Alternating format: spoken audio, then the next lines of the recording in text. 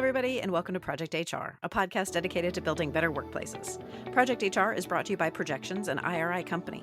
IRI helps organizations navigate workplace challenges, improve employee engagement and productivity, manage labor relations, and implement effective communication strategies to achieve their goals. For more information, you can visit Projections online at projectionsinc.com and IRI at iriconsultants.com. I am Jennifer Oraquah, Director of Business Development for IRI, and your host for today's episode of Project HR.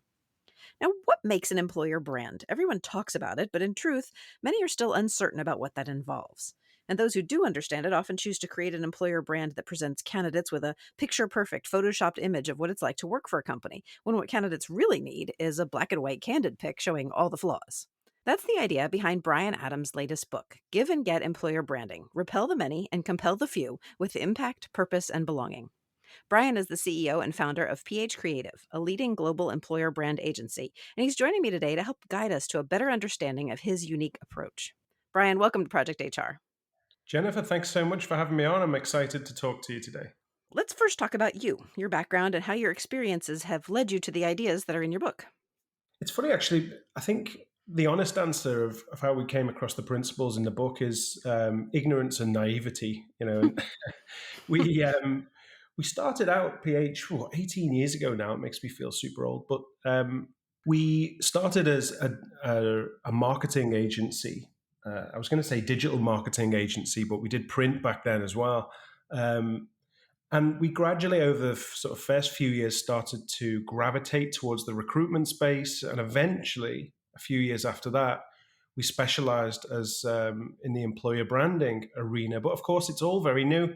And rather than just pick up the conventions of the industry, we looked at the marketplace and we looked at the challenges our clients were having. And we set about reinventing the wheel and building our own construct and our own framework, because that's what we thought we needed to do.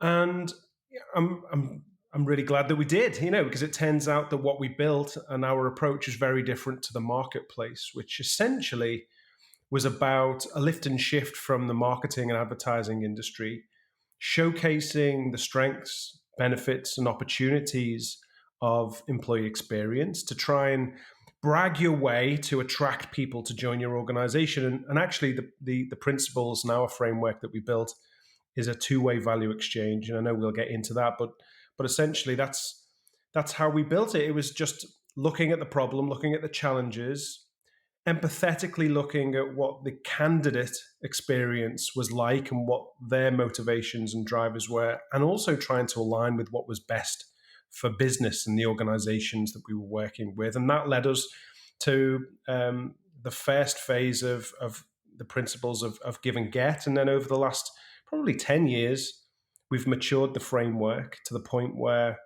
we made a decision about releasing, either keeping it as our secret sauce in the agency or giving it away in a book and hopefully changing the industry. And that's what we did. I love that. So before we get into the details of that framework that's outlined in the book, I want to address some employer brand basics because it can be such a misunderstood concept. What's an employer brand and what's its purpose?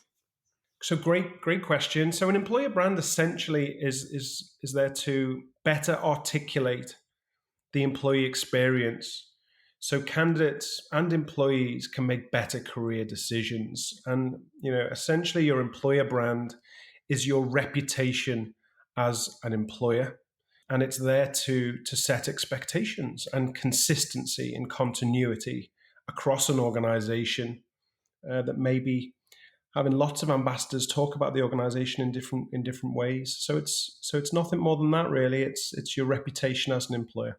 So what do you see as the primary components of an employer brand? There's essentially three layers to employer branding.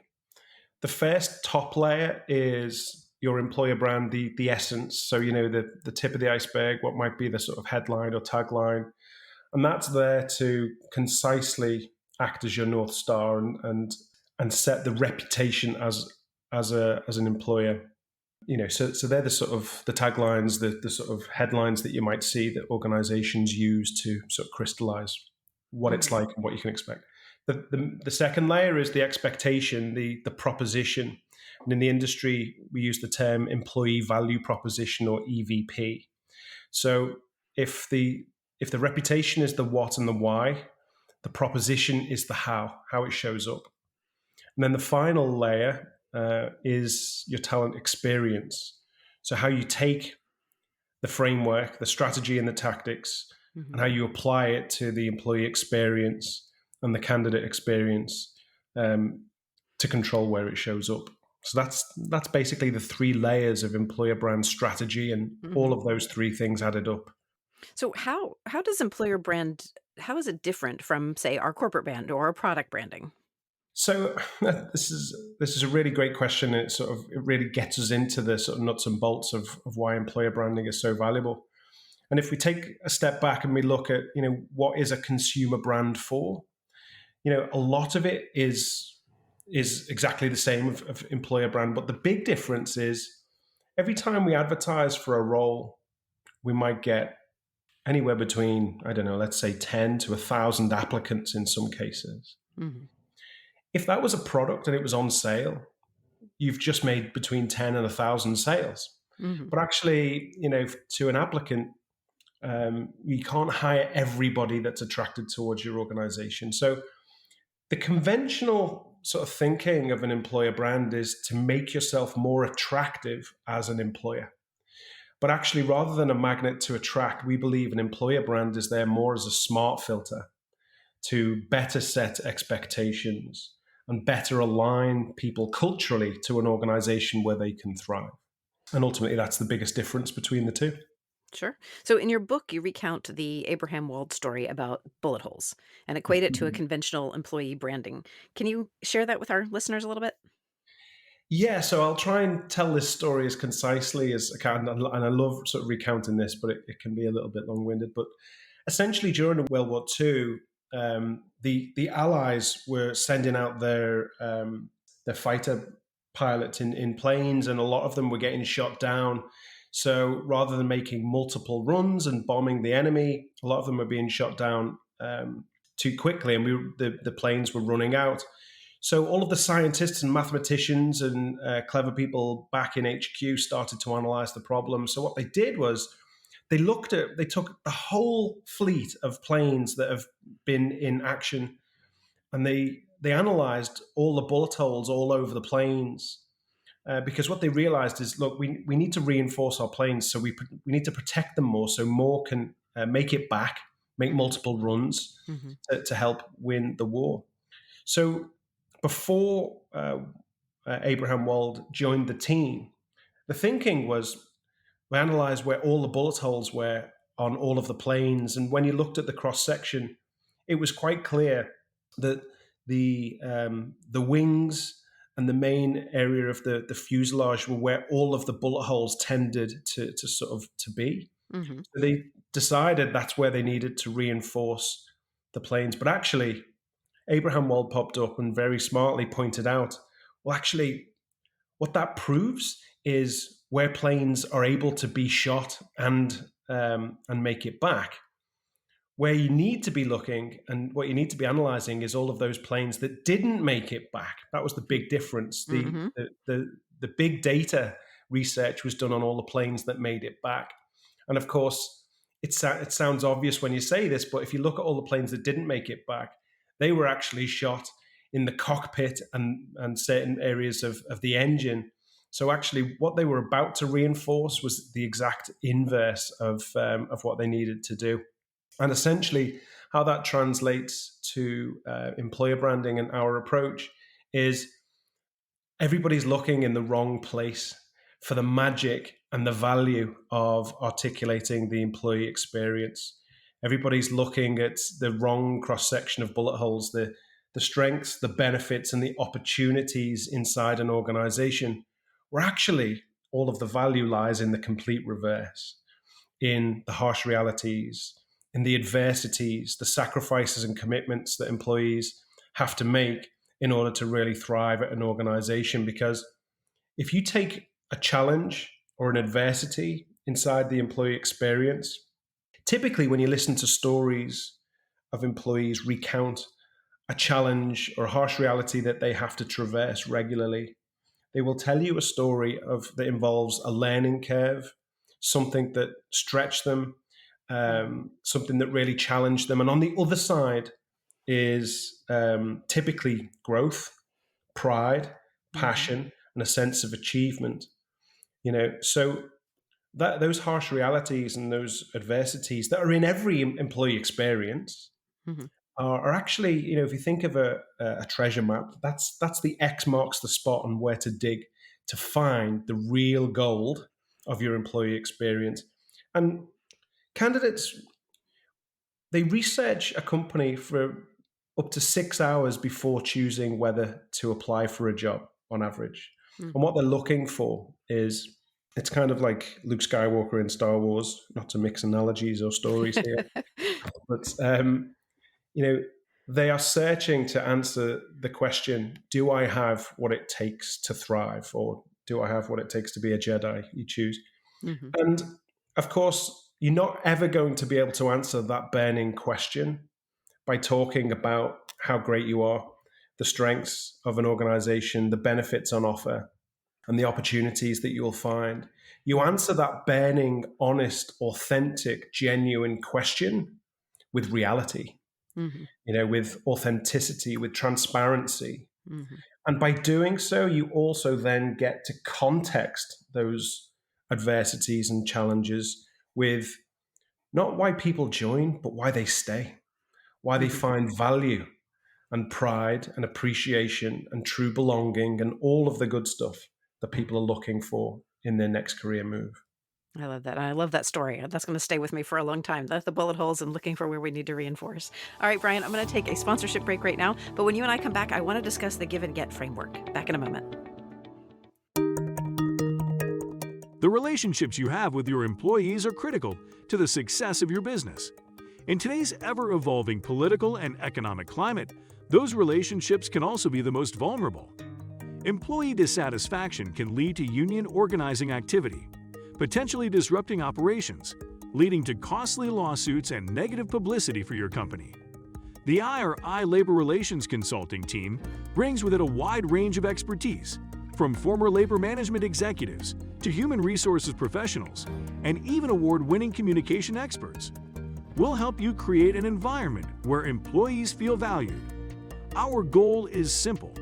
We help your company thrive while creating a positive working environment. Get started today with a personalized labor relations readiness assessment from IRI. We'll provide you with a customized roadmap and the resources you need to succeed. Visit us at iriconsultants.com to learn more.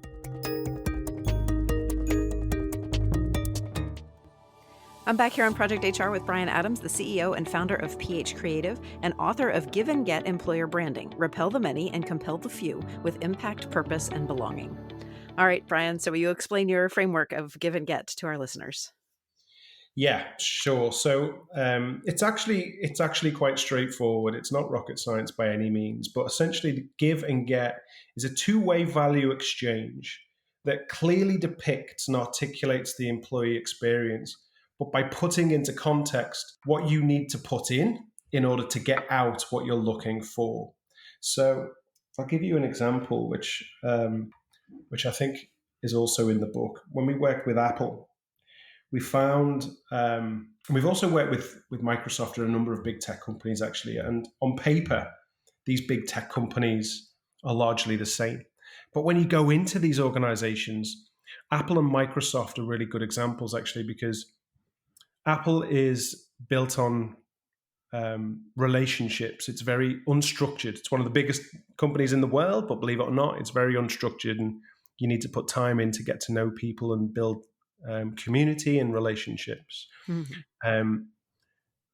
Whereas Microsoft is very hierarchical and structured. So somebody who lives in the gray of Apple might not like the environment of the black and whiteness of Microsoft. So, on paper they look the same, in reality very different. When we did the research for the Apple employer brand, what we found was typically you need to leave your soul at the door in terms of, they expect blood, sweat, and tears, and there's not much work-life balance to speak of at all. You need to be ready for relentless pressure and continual deadlines. you're given tough work and it never stops coming, and it's all very difficult. Mm. And you can imagine that when you find those insights, clearly that's not for everybody, and I think a big part of employer branding is it's not for everybody. When you look at every organization, it's not good or bad. It's just about a match or not. Mm-hmm. Every organization is not for everybody. Mm-hmm. But the research also showed that at Apple, you're surrounded by the smartest people you probably ever meet. Mm-hmm. It's probably the quickest way to find out what you are truly capable of yourself. You get to see your work in the hands of millions of people every day. Mm. And if you can prove that you can thrive at a place like Apple, you're pretty much employable anywhere else afterwards. So in terms of fulfillment of career progression and so on and so forth, it's a remarkable place. And some of the engineers that we spoke to, they would work 14, 16 hours a day at Apple, but then they go home and do a couple of hours more engineering because that's what they love to do. I mean, these guys are crazy. Mm-hmm. They're Sure. absolutely obsessed. Yeah. So being very upfront about what you have to give. It's long hours. Mm. You're going to be pushed to do the best work. You're expected to deliver work to a very high standard consistently. Mm-hmm. That's a lot to ask, and the bar is high. But then when you context that and you balance it with why people do it, suddenly you have a very clear proposition. If you're willing to put all of these things in, sacrifice, commitment, harsh reality, adversity that we talked about, here's why people do it.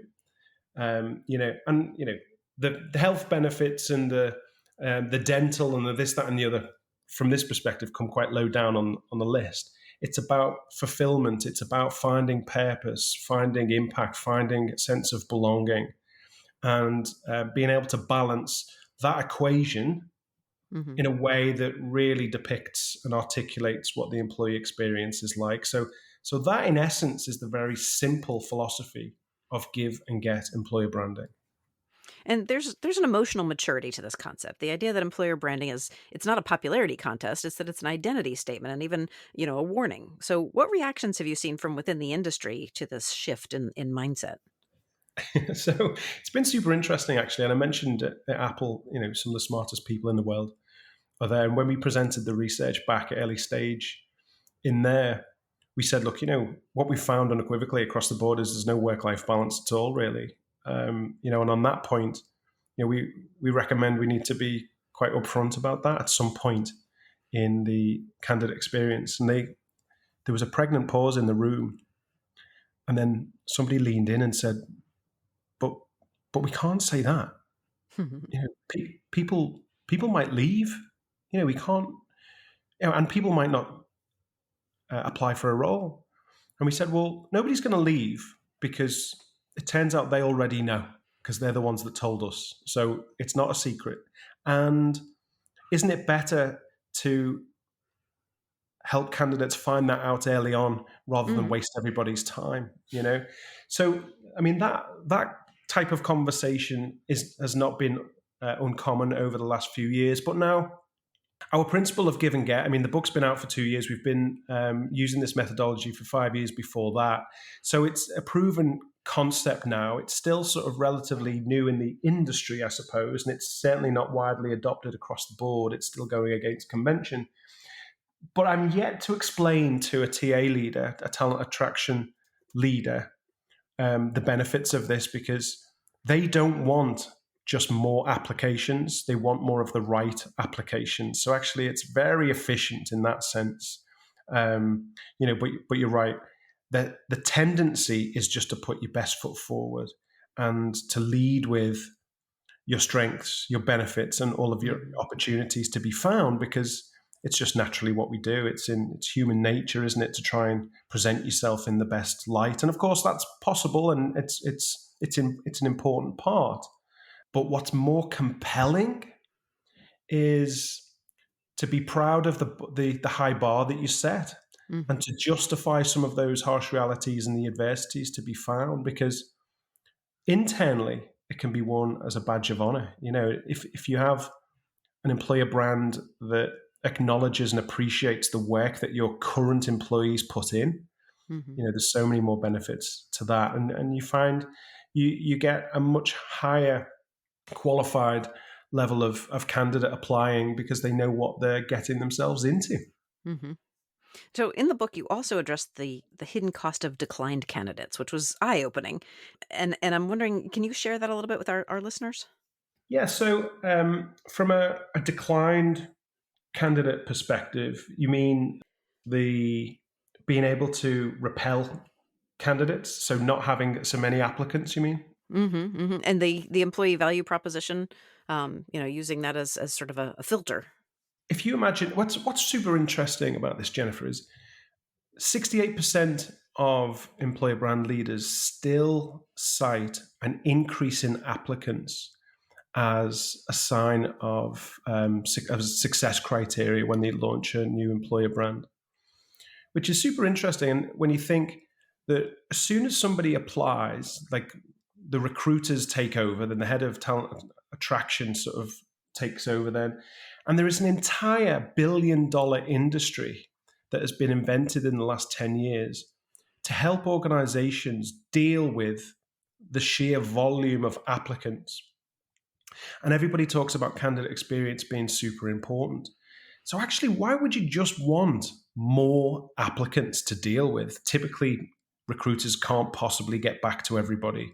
It Mm-hmm. becomes increasingly more difficult to sift through and screen applicants and find the needles in the haystack. So actually, just increasing the quantity of applicants is in nobody's interest. And it's also, you're setting yourself up for a poor candidate experience. You're putting your reputation at stake. You're overburdening your recruiters. You're elongating the recruitment process. So it doesn't make any sense at all. So what's a better way is if you're more upfront with reasons not to apply, when we talk about the harsh realities and adversities to be found, like the Apple example, as soon as you talk about no work-life balance and, high standards and unrelenting pressure and so on and so forth, you're going to put off more people. You're going to repel more people than you compel towards your organization. And that's not just okay. It comes with significant positive consequences because you tend to get a higher quality of applicant, possibly fewer volume. So your recruiters can spend more time offering a better candidate experience with people who, as I say, know what they're getting themselves in for and are a better match to your culture. Mm-hmm. So, in our experience, and we've done this for many years now, we've seen a higher percentage of qualified candidates apply, and all of the other metrics below that are a beneficiary. So there's a quote from the book that has stuck with me, and what you said was that your specific brand of difficult makes you different. So how do you discover your organization's brand of difficult or brand of adversity?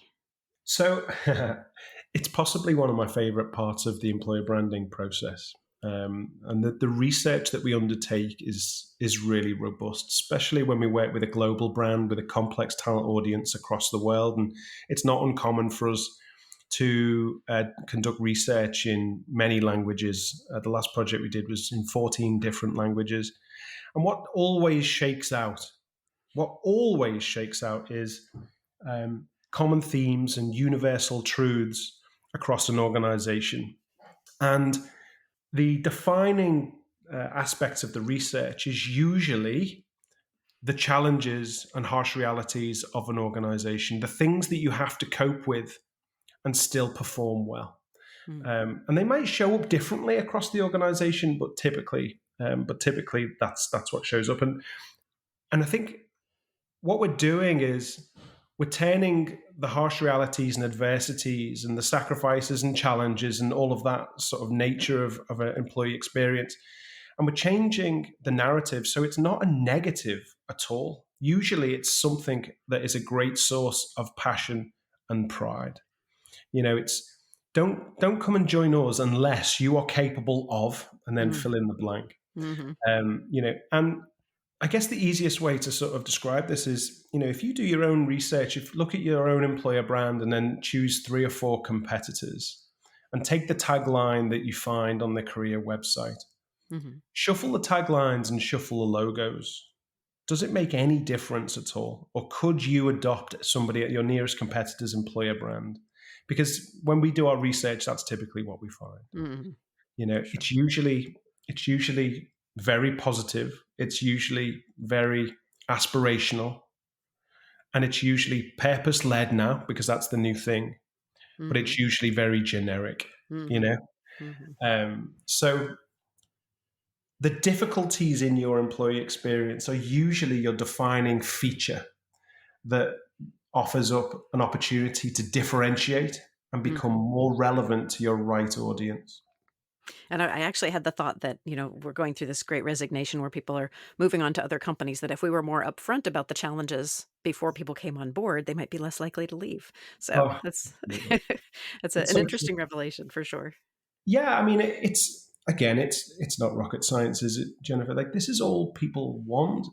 We have to appreciate that your candidate audience is really smart. Hmm. So when you position something with sunshine, rainbows, and unicorns, and everything's great, Hmm. people don't buy it because the rest of the world doesn't work like that. So you Right. go onto Glassdoor and you read some of the horror stories, and you go on Comparably and Fishbowl, and you then actively start to Hmm. research and dig for what the truth is.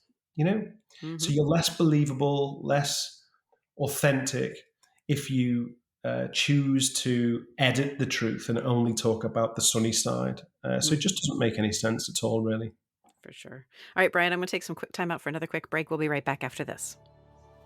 You're listening to the Project HR podcast. I'm your host, Jennifer Oraqua, and my guest today is Bryan Adams, CEO and founder of PH Creative and author of Give and Get Employer Branding, Repel the Many and Compel the Few with Impact, Purpose, and Belonging. We are back. And Brian, why is the give and get method so effective? So cutting right to it, Jennifer, it's more truthful, it's more authentic, it's more transparent, and it's giving a candidate audience more useful information to make a better career decision. And I think it's appreciated because they know, with a big part of employee value proposition is, and the clue is in the word proposition, is it's about setting expectations. So the give and get approach better sets expectations grounded in reality. Mm. So, that's why a candidate will appreciate it more, and you'll get more positive engagement as a result. But employees, we always say, start by re-recruiting the talent you've got. Employees appreciate the give and get approach as well, because it's not just, hey, can you record a short video and tell us how amazing your life is here at our company?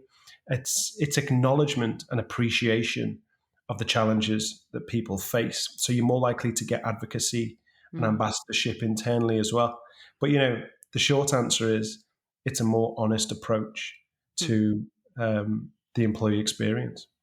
So, how important is effective employer branding today? Is it a now more than ever before kind of situation?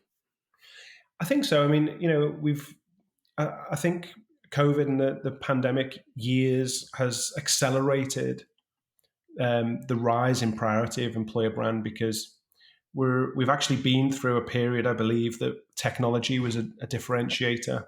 But now that's matured a little bit. Now we're back to the position of people are the only true competitive advantage in business. Everything else can be automated, commoditized, bought, Mm-hmm. scaled. But people make the difference.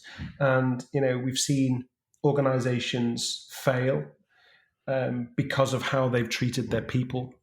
We've seen organizations have to cut back and lose people in their thousands, like Airbnb, but because they Mm-hmm. did it with dignity, empathy, compassion, and humanity, the sentiment of their brand increased and they've come back stronger than ever. And they say true character is revealed under pressure. Well, I think that's what we've just seen. So, very consciously, the world of work, the world of commerce and business, has now seen with their own eyes and experienced the value of how you treat your people. And being able to articulate that in a very organized way Mm-hmm. is now being seen as a competitive advantage and an essential part of business strategy.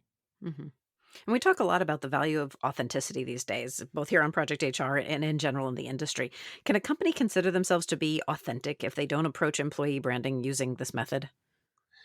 So I think there's probably different layers of authenticity, and I think it comes down to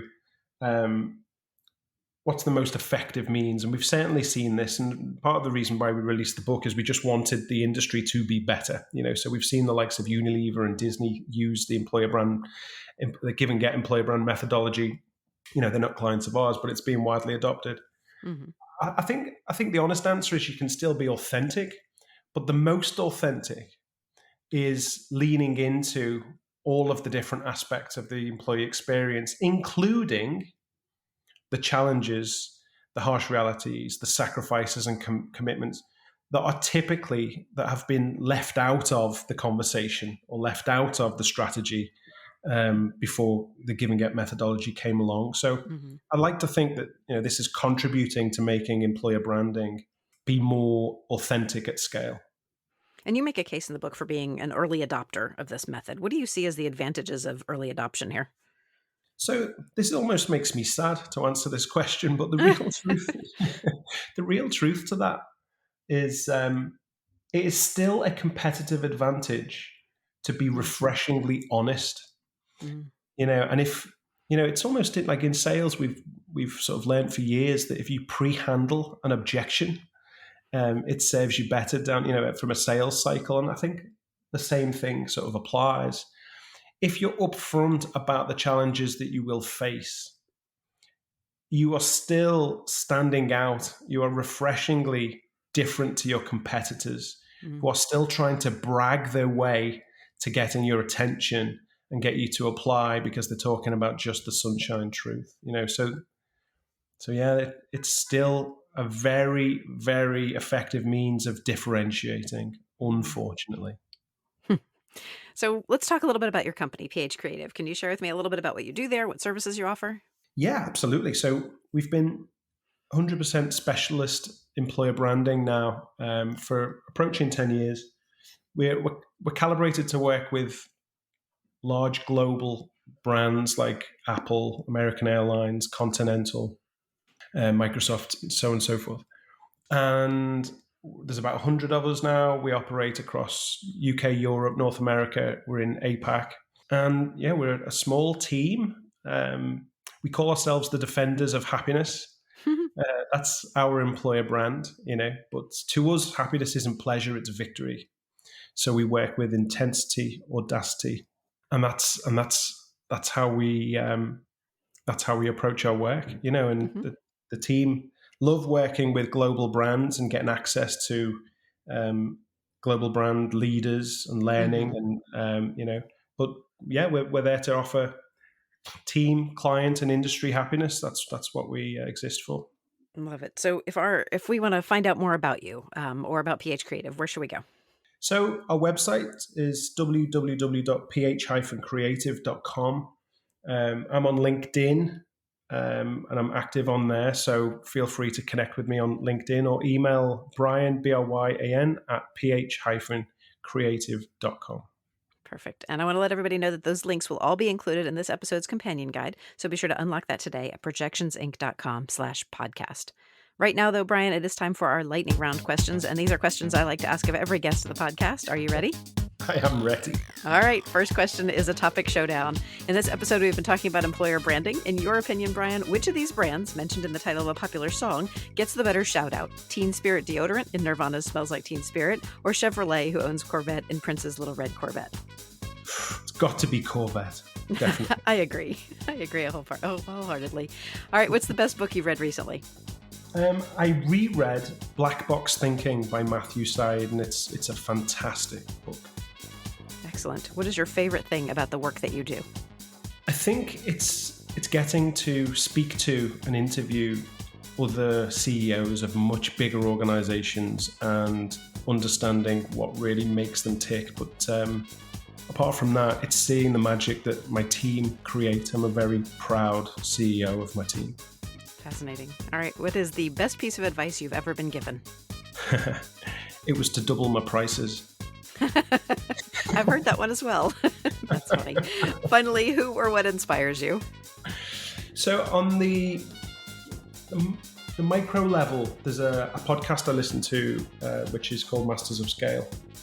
And that inspires me, listening to the stories of CEOs, global CEOs. Mm-hmm. On the macro level, I'm inspired. This is going to sound a bit grandiose and daft, but it's the truth.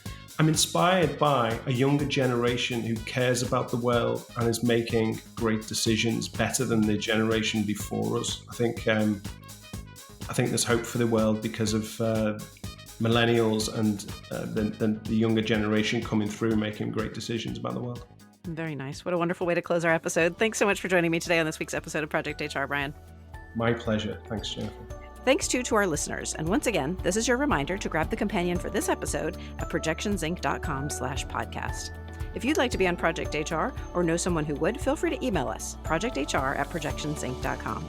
And last but certainly not least, to make sure you never miss an episode of Project HR, I hope you'll subscribe to the podcast. Drop the Project HR team a line, leave us a review, or give us a handful of stars wherever you get your content.